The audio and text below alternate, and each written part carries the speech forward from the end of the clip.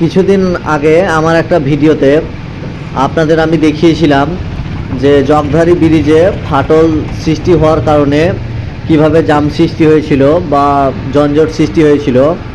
তো ভয়ের কোনো কারণ নেই।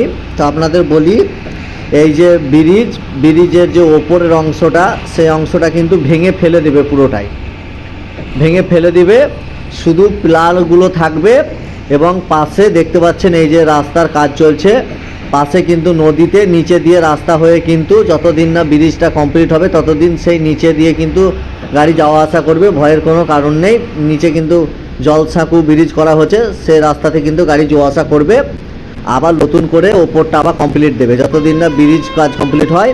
তো ব্রিজের পাশেই আপনারা এই যে দেখতে পাচ্ছেন রাস্তা, এই ব্রিজ, এই নলহাটিমুখী। তো এই ব্রিজের এই সাইডেই দেখুন প্ল্যান্ট বসিয়েছে, অনেকটা বড় প্ল্যান্ট।